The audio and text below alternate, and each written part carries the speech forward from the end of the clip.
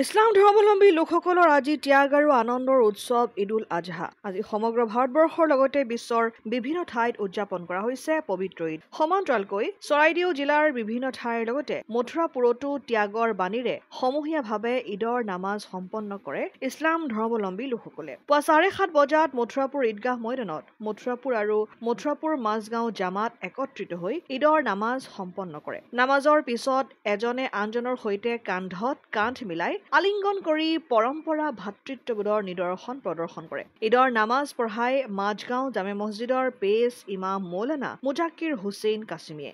আলহামদুলিল্লাহ, আজি পবিত্ৰ ঈদ-উল আজহা আমি প্ৰত্যেকেই এই মথুৰাপুৰ আঞ্চলিক ঈদগাহ ময়দানত ঈদৰ নামাজ আদায় কৰিলোঁ। মহান আল্লাহে আমাৰ প্ৰত্যেকৰে নামাজক কবুল কৰক।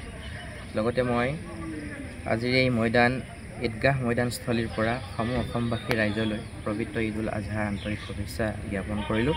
মহান আল্লাহে আমাৰ মাজত এই ঈদৰ জৰিয়তে আমাৰ মাজত থকা ভাতৃত্ববোধৰ যে এনাজৰী এডাল আৰু সুদৃঢ় কৰক আৰু অধিক শক্তিশালী কৰক তাৰে কামনা কৰিলোঁ। আৰু আমাৰ মাজৰ পৰা যিবোৰ অশান্তি অসূয়া সেইবোৰ দূৰ হওক তাৰেই পৰম কৰুণাময়ৰ ওচৰত আশীষ বিচাৰি পেলাই। মথুৰাপুৰৰ পৰা ইছলাম আহমেদৰ ৰিপৰ্ট, অসম আদিত্য।